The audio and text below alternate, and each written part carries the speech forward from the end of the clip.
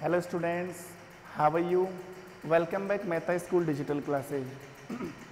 पिछली क्लास में हमने सिंथेटिक फाइबर के टाइप्स कंप्लीट किए थे और क्लास के लास्ट में हमने सिंथेटिक फाइबर से होने वाले जो लॉस है या सिंथेटिक फाइबर से होने वाले जो नुकसान है, उनकी जो डीमेरिट्स है वो हमने पढ़ा था। आज की जो हमारी क्लास है, जो आज का जो हमारा पूरा मैटर रहेगा, स्टडी का जो लेक्चर रहेगा, वो है संश्लेषित रेशो के गुणधर्म। संश्लेषित रेशो के गुणधर्म। संश्लेषित रेशो आपने पढ़े, आप ये भी जानते हो कि वो केमिकल से बने होते हैं, उनसे बहुत सारी चीज़ें बनाई जाती है, जैसे रेयोन, नाइलॉन, ओरलॉन, पॉलिस्टर। उनका निर्माण वस्त्र उद्योग में होता है, पैराशूट बनाने में, जुराब बनाने में, टूथब्रश बनाने में, बाल्टे बनाने में, बर्तन बनाने में, तार बनाने में, फिल्म बनाने में, बोटल्स बनाने में, यानी कि अनगिनत यूजेज उनके हमने पढ़े। तो हम ये कह सकते हैं ना कि संश्लेषित रेशा तो एक बहुत ज़्यादा काम आने वाला प्रोडक्ट है। संश्लेषित रेशे तो बहुत ज़्यादा उपयोग में आने वाली वस्तु है, जिनका उपयोग डेली लाइफ में बहुत ज़्यादा रूप में होता है। तो वो क्यों होता है, उतना उपयोग क्यों होता है? क्योंकि संश्लेषित रेशों में कुछ गुण हैं, वो गुण हैं, वही गुण हम पढ़ने जा रहे हैं। ऐसा क्या है संश्लेषित रेशों में जिनका यूज इतनी ज़्यादा बड़ी मात्रा में हो रहा है, या इतने ज़्यादा बड़े लेवल पर हो रहा है, या ये भी बोल सकते हैं कि रेगुलर उनका यूज हो रहा है। ठीक है, तो आज की जो गुणधर्म है वो संश्लेषित रेशो के गुणधर्म है। तो हम पढ़ते हैं बैक टू बैक क्या है। तो सुनो, सबसे पहले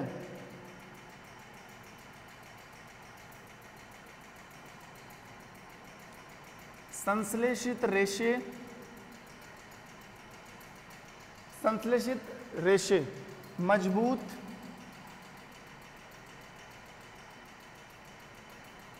प्रत्यास्थ एवं टिकाऊ होते हैं। ठीक है, एक बार मैं लिख देता हूं सबको, फिर वन बाय वन समझाता हूं। दूसरा,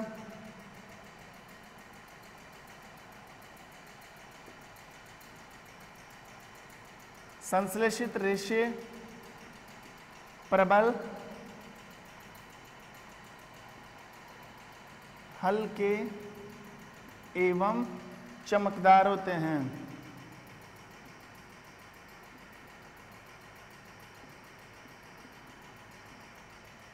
संश्लेषित रेशे प्रबल, हल्के एवं चमकदार होते हैं। पॉइंट नंबर थर्ड,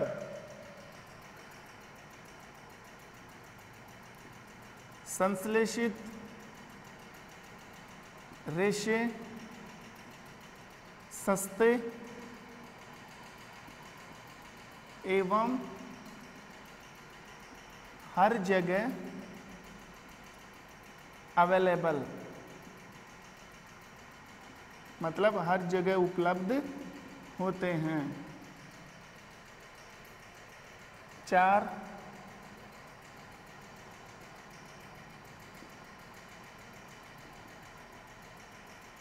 संश्लेषित रेशों को कभी भी बनाया जा सकता है,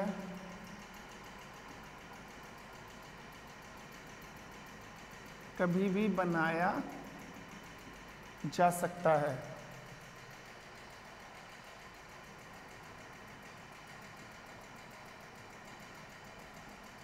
संश्लेषित रेशे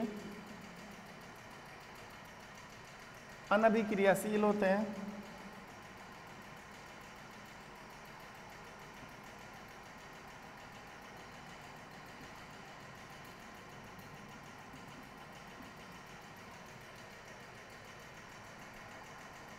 विद्युत के संश्लेषित रेशे अनभिक्रियाशील होते हैं। संश्लेषित रेशों से बने कपड़ों में सलवटे नहीं पड़ती हैं। संश्लेषित रेशों से बने कपड़े जल्दी सूख जाते हैं।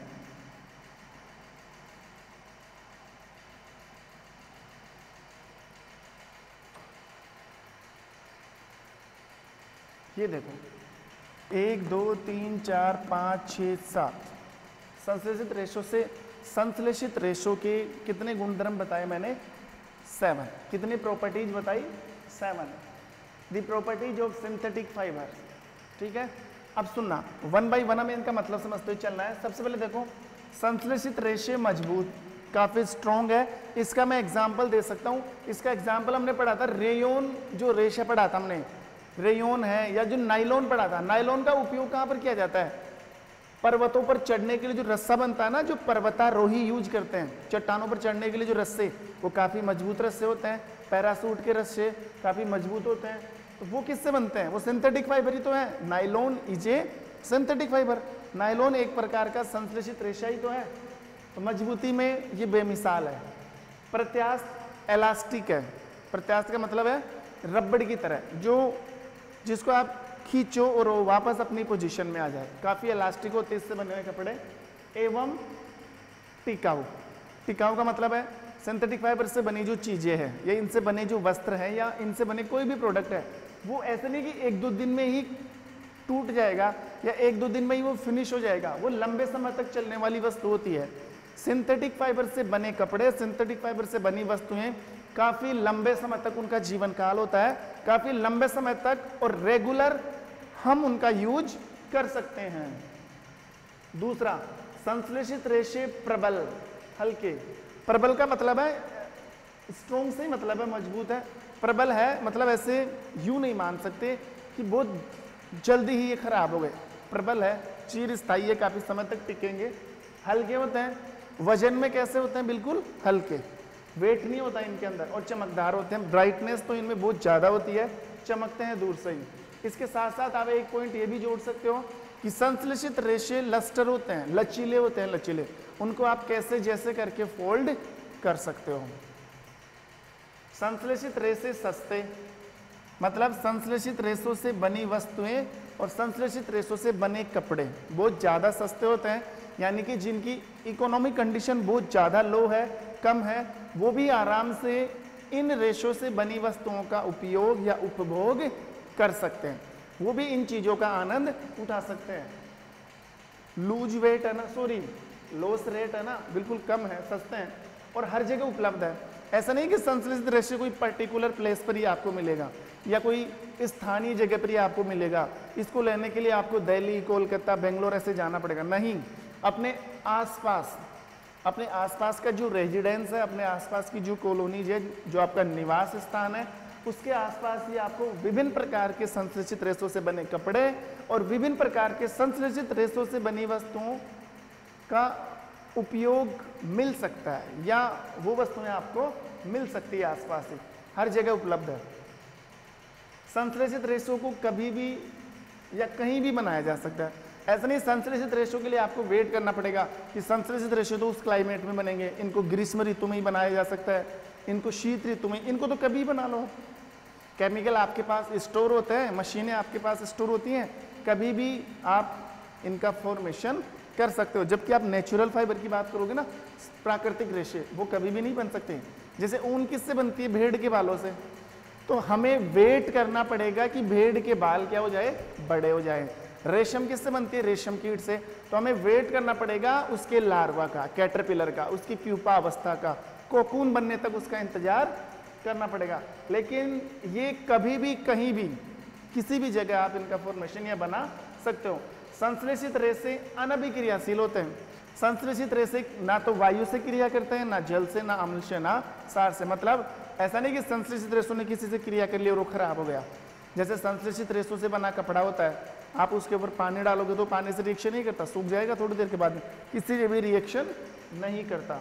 कपड़ों में सलवटें नहीं पड़ती। सिंथेटिक फाइबर से बने कपड़े बहुत ज़्यादा हम पहनते हैं, बहुत ज़्यादा यूज करते हैं। आप उनको कितना भी निचोड़ लो, कितना भी मरोड़ लो, कैसे भी उनको फोल्ड कर लो, जब आप उनको खोलोगे ना, बिल्कुल सपाट, बिल्कुल प्लेन मिलेगा, किसी भी प्रकार की कोई सलवट नहीं होगी, क्योंकि वो बहुत ज़्यादा लस्टरस होते हैं, लचीले होते हैं। संश्लेषित रेशों से बने कपड़े जल्दी सूख जाते हैं, बिल्कुल सही बात है। संश्लेषित रेशों से बने कपड़ों को आपने धोया और धूप में सुखा दिया तो 15 या 20 मिनट में आपके कपड़े सूख जाते हैं और आप उनको दोबारा पहनकर काम में ले सकते हो। जबकि बात करें ऊनी वस्त्र, तो ऊनी वस्त्र जैसे स्वेटर है, शॉल है, कंबल है, उनको आपने धो दिया, क्या हम 1 घंटे बाद यूज ले सकते हैं? नहीं। 2 घंटे नहीं, 3 नहीं, 4 नहीं, 5 नहीं, 10 नहीं। यहाँ तक कि कुछ ऊनी वस्त्र तो ऐसे होते हैं जो 2 दिन से सूखते हैं, बिल्कुल उनमें पानी को एब्जॉर्ब करने की क्षमता अद्भुत होती है, बहुत ज़्यादा पानी एब्जॉर्ब कर लेते हैं वो। तो इतना वेट कौन करेगा? 2-2 दिन तक हम क्या वेट करेंगे क्या? वो तो हमारी सुविधा में नहीं आता, नहीं आता ना। वो तो ऐसे मान सकते हैं, वो तो हमें किसी भी प्रकार से सूट नहीं कर सकता। सूट करता होगा लेकिन टाइम के अकॉर्डिंग सूट नहीं करता। तो कपड़े जल्दी सूख जाए वो ही चाहिए। तो ये लो, ये संश्लेषित रेशों के क्या थे? गुणधर्म थे। तो 7 गुणधर्म मैंने बता दिया और आपको याद भी हो गया होगा। तो ये आपके चैप्टर का एक पड़ाव कंप्लीट हो गया। कौन सा पड़ाव? सिंथेटिक फाइबर, संश्लेषित रेशे। इस चैप्टर का सेकंड पड़ाव है, सेकंड पोर्शन है, सेकंड भाग है, और वो है प्लास्टिक। सेकंड भाग कौन सा है? प्लास्टिक। तो पढ़ते हैं प्लास्टिक भी।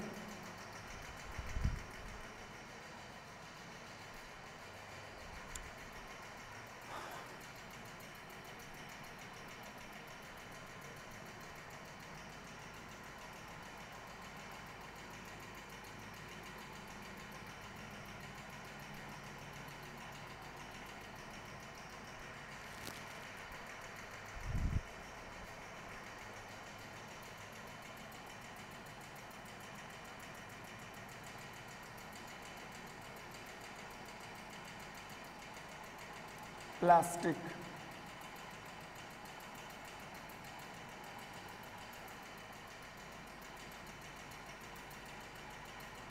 देखो इस चैप्टर का एक पोर्शन तो था संश्लेषित रेशे और इस चैप्टर का दूसरा पोर्शन था प्लास्टिक। वो हमें स्टडी करना।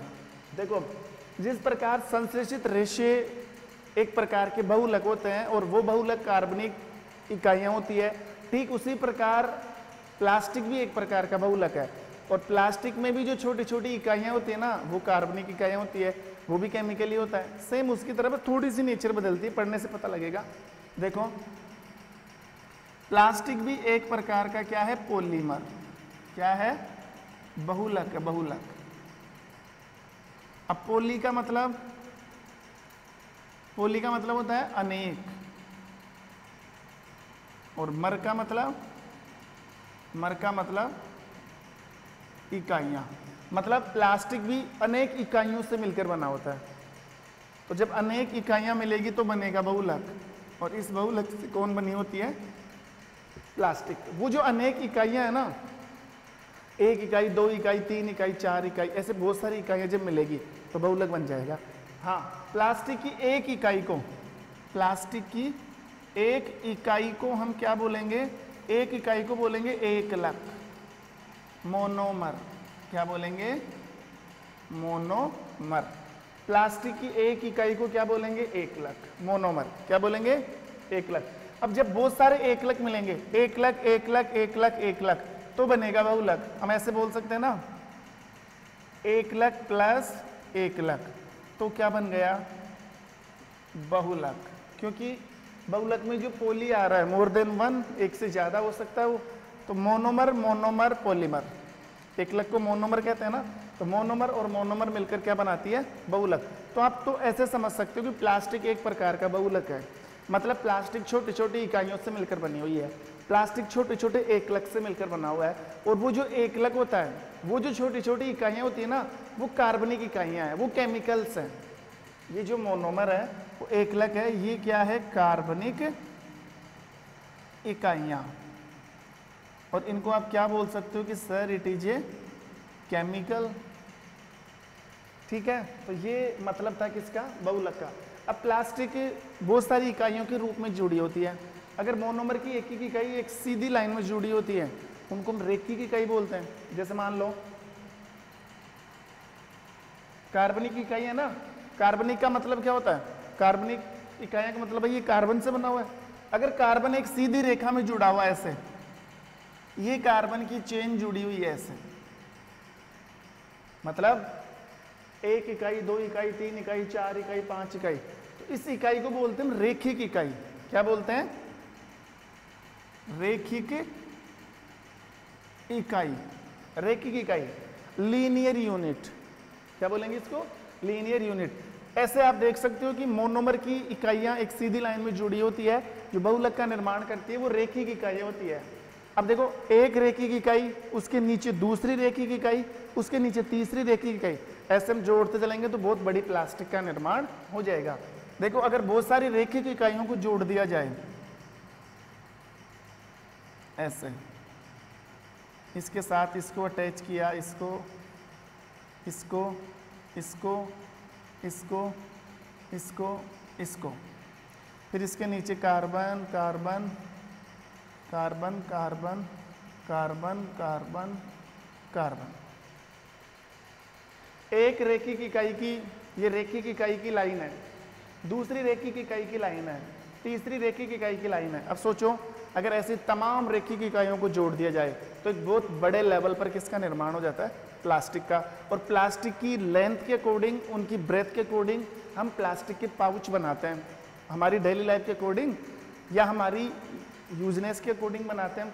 इसे बोलते हैं ये प्लास्टिक की रेखिक इकाई है और ये प्लास्टिक की क्रोशित इकाई है। ये प्लास्टिक की क्या है? क्रोशित इकाई है। नहीं है ये बात समझ में? देखो, ये जितनी भी देर मैंने पढ़ाया, अब इनको ध्यान से समझना, देसी भाषा में आता है। प्लास्टिक देखिए, हमने ढंग से देखिए, काम में लिया है। प्लास्टिक मैं बोल रहा हूँ केमिकल से बनती है, ठीक है? केमिकल की छोटी छोटी इकाइयों से बनती है। एक केमिकल तो है ही नहीं ना, बहुत सारे मिक्स है उसके अंदर। तो एक छोटी इकाई को हम क्या बोलते हैं? एकलक। जब बहुत सारे एकलक मिल जाएंगे तो बहुलक, मतलब बहुलक बन गया। बहुलक प्लास्टिक ही तो है। अरे बहुलक क्या हो गया? प्लास्टिक ही तो हो गया।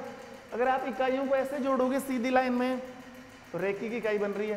प्लास्टिक को ऊपर नीचे ऐड करोगे, देखो एक रेखिक इकाई में तो प्लास्टिक नहीं बन सकती, बहुत सारी इकाइयों को आप ऐड करोगे तो फिर क्या बन जाएगी? क्रोशित इकाई। प्लास्टिक बन गई, उनको आप ऐड करके प्लास्टिक का बैग बना लो या प्लास्टिक का कुछ और सामान बना लो, ताकि आप उसको काम में ले सकते हो। समझ गए? ये प्लास्टिक की एक जनरल बेसिक इंट्रोडक्शन या एक डिटेल थी। अब हम पढ़ेंगे प्लास्टिक के प्रकार, प्लास्टिक कितने टाइप की होती है, ठीक है?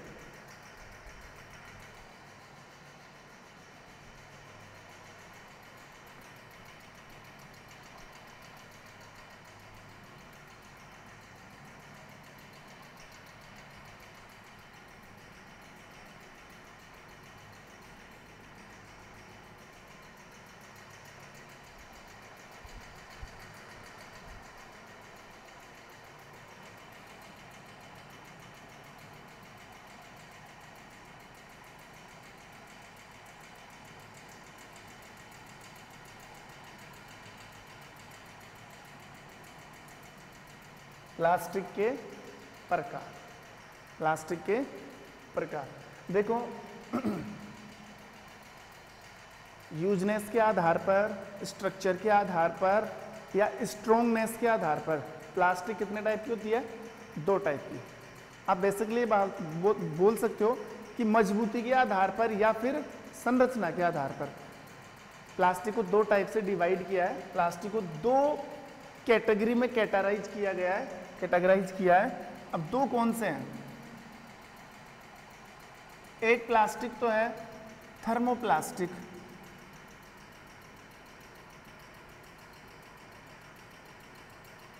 थर्मोप्लास्टिक, और जो दूसरी प्लास्टिक है वो है थर्मोसेटिंग,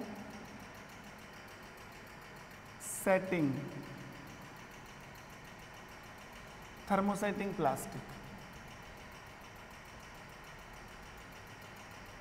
कितने टाइप की प्लास्टिक है? 2 टाइप, थर्मोप्लास्टिक, थर्मोसेटिंग प्लास्टिक। तो 1 बाय 1 पढ़ते हैं, पता लग जाएगा पढ़ने से। सबसे पहले उठा लिया 1 नंबर पर थर्मोप्लास्टिक।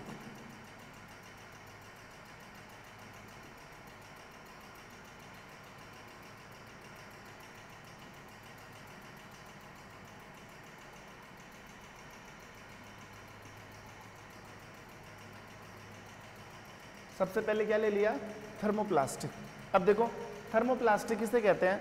वह प्लास्टिक, सुनना ध्यान से, गौर से सुनना, वह प्लास्टिक जिसको गर्म करके मोड़ा जा सकता है और मोड़कर उसको वापस उपयोग में लिया जा सकता है। मान लो आपने प्लास्टिक का कोई सामान या प्लास्टिक की कोई वस्तु बना रखी है, आप उसको रीजनरेट करना चाहते हो, आप उसको नया बनाना चाहते हो, वो कहीं से कट फट गया, तो अगर वो थर्मोप्लास्टिक है तो आप उस चीज़ को गर्म कर लो, गर्म करने के बाद वो पिघल जाएगी और पिघलने के बाद आपको जैसा रूप देना है ना वैसा रूप आप उस प्लास्टिक को दे सकते हो। ऐसी प्लास्टिक कहलाती है थर्मोप्लास्टिक। थर्मोप्लास्टिक यानी कि वह प्लास्टिक जिसको गर्म करके, जिसको पिघलाकर कोई सा भी रूप दिया जा सकता है, किसी भी प्रकार से उसको मोड़ा जा सकता है, इस प्रकार की प्लास्टिक थर्मोप्लास्टिक कहलाती है। तो आप लिख सकते हो वह प्लास्टिक जिसको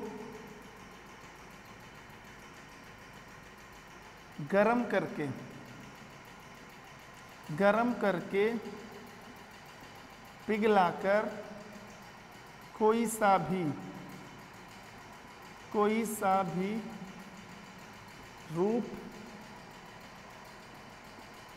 दिया जा सकता है। वह प्लास्टिक जिसको गर्म करके पिघलाकर कोई सा भी रूप दिया जा सकता है, अर्थात किसी भी प्रकार से मोड़कर पुनः तैयार किया जा सकता है।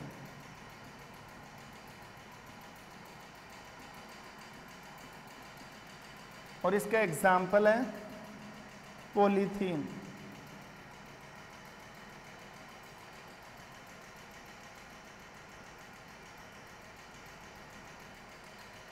पॉलीथीन। अब देखो मतलब तो समझ गए होंगे, प्लास्टिक पॉलीथीन आपने सबने देखी है। पॉलीथीन मतलब थैली। पॉलीथीन को आप गर्म करके पिघलाकर कोई सा भी रूप दे सकते हो, कैसा भी उसको शेप दे सकते हो, मोड़ करके कैसा भी रूप दे सकते हो। अगर प्लास्टिक में ये वाली क्वालिटी है कि गर्म किया, पिघलाया, जो रूप दिया मुड़ गई, जैसा रूप देना चाहते हो रूप मिल गया, तो ऐसी प्लास्टिक को आप बोल सकते हो कि sir it is a thermoplastic. It is a thermoplastic. यह एक प्रकार की थर्मोप्लास्टिक है जिसका सीधा सा एग्जाम्पल है पॉलीथीन। एग्जाम्पल क्या है? पॉलीथीन। ये तो था थर्मोप्लास्टिक। और जो दूसरे टाइप की प्लास्टिक है वो है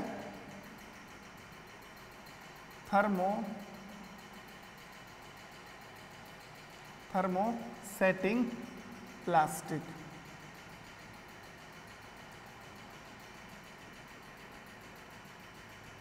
थर्मोसेटिंग प्लास्टिक। देखो अब इसको आपको याद नहीं करना, जो इसकी डेफिनेशन लिखी है ना वहां पर उल्टा कर दो, सीधी सी बात है। देखो उसका बता रहा हूं, इसका उल्टा। वह प्लास्टिक जिसको गर्म करके पिघलाकर कोई सा भी रूप नहीं दिया जा सकता।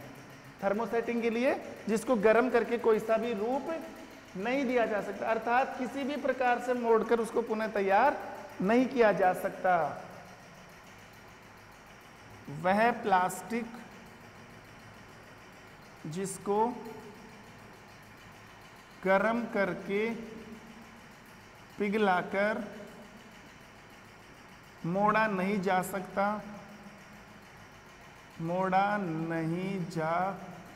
सकता है, अर्थात पुनः दूसरा रूप नहीं दिया जा सकता है। थर्मोसेटिंग प्लास्टिक है। देखो सेटिंग का मतलब है इस प्रकार की प्लास्टिक को आपने स्टार्टिंग में गर्म करके जो रूप दे दिया ना, बस वो फिक्स हो गया। बस वो क्या हो गया? फिक्स हो गया। इस प्रकार की प्लास्टिक को आप बार बार गर्म करके पिघलाकर नया रूप नहीं दे सकते। ये मुड़ेगी नहीं, ये टूट जाएगी। ये तो काफी लस्टरस है, लचीली है, इसको गर्म करो, रूप देते जाओ, ये मुड़ेगी नहीं। ये सेटिंग से तैयार हुई है, ये किसी ढांचे में या किसी सांचे में तैयार किया गया है। इसको एक बार गर्म करके जो आपने रूप दे दिया, बस वो रूप दे दिया। जब वो रूप ले लेती है तो काफी सॉलिड बन जाती है, ठोस बन जाती है। वापस इसको गर्म करके मोड़ कर नया रूप नहीं दे सकते। वापस गर्म करके मोड़ोगे तो ये टूट जाएगी, ये किसी भी काम की नहीं रहेगी। ठीक है, जैसे आप कोई भी चीज़ बनाना चाहते हो तो उस चीज़ को, जैसे मान लो एग्जाम्पल ले, कोई भी एग्जाम्पल ले, आपको आर नाम की कोई रिंग बनानी है, ऐसे आर नाम की थर्मोसेटिंग प्लास्टिक से कोई रिंग बनानी है, तो ये कैसे बनेगा? हमें एक सांचा बनाना पड़ता है मेटल का। जैसे आर नाम का एक सांचा बना लिया ऐसा, ऐसा सांचा, मेटल का सांचा। ऐसे सांचे का मतलब ऐसे गड्ढा बना लिया। अब इस प्लास्टिक को गर्म करो और इसमें डाल दो। इसको आपने बहुत ज़्यादा गर्म करके मेल्ट कर लिया, अब इसमें डाल दो, ये भर जाएगा ना ऐसे। अब ये क्या हो जाएगा? भर जाएगा। जब ये सांचा भर जाएगा तो ये जब गर्म रहेगा तो आराम से फैल जाएगा, इसमें फिट हो जाएगा। और जब ये सूख जाएगा ना, सूख जाएगा तो ये इस दीवार के पास में जगह छोड़ देगा। पहले चिपक रहा था ना, सूखने के बाद ही क्या करेगा? जगह छोड़ देगा। फिर आप इसको यहाँ से, इस सांचे में से उस आर को क्या कर सकते हो? निकाल सकते हो। तो ये बन गया थर्मोसेटिंग प्लास्टिक का आर। अगर आप इसको गर्म करके दूसरा रूप देना चाहो, मान लो इसका कुछ ही बनाना चाहो आप, और कुछ ए बनाना चाहो, बी बनाना चाहो, वो बनेगा नहीं, क्योंकि ये टूट जाएगा। ये थर्मोसेटिंग प्लास्टिक है, एक बार इसको आपने सांचे में जो रूप दे दिया ना, बस दे दिया, नया रूप वापस नहीं दे सकते हो। हाँ, इनको बार बार गर्म करके आप कोई सा भी रूप दे सकते हो। और इसका एग्जाम्पल है, इसका एग्जाम्पल है बेकेलाइट, बेकेलाइट एवं मेलामाइन। ये दो टाइप की प्लास्टिक है, बेकेलाइट और मेलामाइन। तो बेकेलाइट तो मैं आपको बता दूं, जो आपके जो स्विच आते हैं ना बिजली के, जो बिजली बोर्ड का जो स्विच आता है, ये प्लग आता है, ये बटन लगे होते हैं, वो किसके बने होते हैं? बेकेलाइट के। देखो कितना मजबूत होता है। आप उनको गर्म करके नया रूप दे सकते हो क्या? खराब हो जाएंगे वो। मेलामाइन, मेलामाइन भी ये थर्मोसेटिंग प्लास्टिक है। मेलामाइन का उपयोग होता है जो आग बुझाने वाले कर्मचारी होते हैं, जो दमकल के फायर ब्रिगेड के कर्मचारी होते हैं, उनकी जो पोशाक बनी होती है ना, वो पोशाक मेलामाइन की बनी होती है। उस पोशाक के ऊपर जो लेयर, जो परत चढ़ी होती है, वो मेलामाइन की होती है। क्योंकि मेलामाइन आग को क्या करती है? वो आग से मेल्ट नहीं होगी, काफी सॉलिड प्लास्टिक है ना, वो क्या होती है? अग्निरोधी होती है। वो आग को क्या कर लेती है? अवशोषित कर लेती है, तो फिर वो पिघलेगी नहीं वो प्लास्टिक। समझ में आ रही है? मेलामाइन का उपयोग आग बुझाने वाले कर्मचारियों की पोशाक बनाने में, और बेकेलाइट का उपयोग किया जाता है विद्युतीय उपकरण बनाने में। इसके अलावा आपके रसोई घर में जो चाय बनाने का बर्तन होता है, प्रेशर कुकर है, या किसी भी प्रकार का तवा फ्राई है, उसके ऊपर देखा चाय बनाने का बर्तन, जो ब्लैक कलर का हैंडल होता है ना, हैंडल, वो हैंडल जिसको हम पकड़ सकते हैं, हमारा हाथ नहीं जलता है, वो ब्लैक कलर का हैंडल किसका बना होता है? बेकेलाइट का बना होता है।